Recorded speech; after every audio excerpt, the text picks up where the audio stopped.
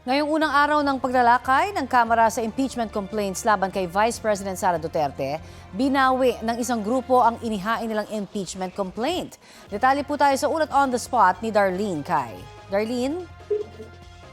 Connie, kanina lang, pasado las 11 ng umaga, formal nang tinanggap at inaprubahan ng House Justice Committee ang pagbawi ng complainant sa ikalawang impeachment complaint laban kay Vice President Sara Duterte. Sa pagbawi o withdrawal ng private complainant sa inihain na ikalawang impeachment complaint, nais daw nilang pabilisin ang impeachment proceedings sa pamamagitan ng pagsuporta sa ikatlong reklamo na para daw sa kanila ay naglalaman ng parehong basehan sa kanilang naunang inihain.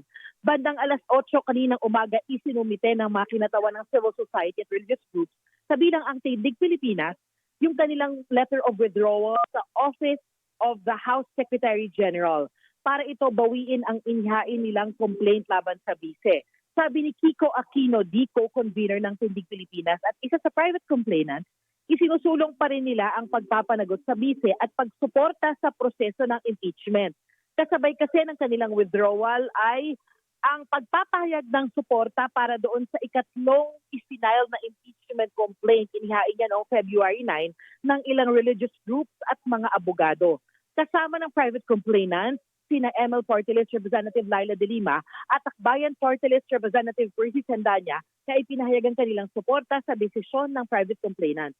5 naman ang basehan na inilatag sa ikalawang reklamo, kabilang ang culpable violation of the Constitution, betrayal of public trust at commission of higher crimes, nang i-broadcast ng BC ang umano'y planong pagpapapatay kay Pangulong Bongbong Marcos, First Lady Liza Marcos at dating House Speaker Martin Romualdez. Kasama rin ang graft and corruption dahil sa umano'y maling paggamit ng confidential funds, bribery o panunuho dahil sa pamamahagi raw ni Duterte ng monetary gifts sa mga opisyal ng DepEd at dahil sa hindi raw tamang pagdeklara ng SALN.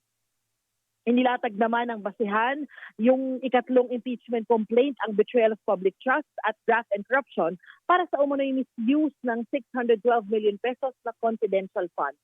Sabi ni Congressman Sandanya, sa pagsuporta ng complainant sa ikatlong impeachment complaint ay lalahok at makikipagtulungan pa rin daw ang mga miyembro ng Tindig Pilipinas at kasama nilang civil society at religious groups sa impeachment proceedings laban kay VP Sara.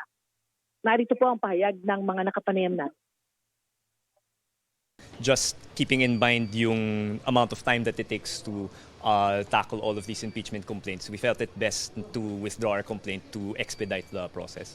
Kung several, ay magkakaroon pa tayo ng mga tungkol sa mga possible duplicating and overlapping of evidence. So kung apat na sets, pero yung iba dyan, mga halos common evidence lang naman, mapapatagal yon. Inuulit ko po at gusto kong diinan, hindi po ito pag-atras, ito po ay pagsulong. Dahil gusto nating matiyak na isang airtight case ang aakyat sa Senado sa lalong madaling panahon. Natin ang boses ng mga kabataan. Samantala, Connie, nagkilos protesta sa labas ng batasan ang bayan o bagong alyansa Makbayan para ipanawagan ang pananagutan ni Vice President Sara Duterte para sa kanila dapat daw ma-impeach ang vice. Yan ang latest mula rito sa Kamara. Balik sa iyo, Connie.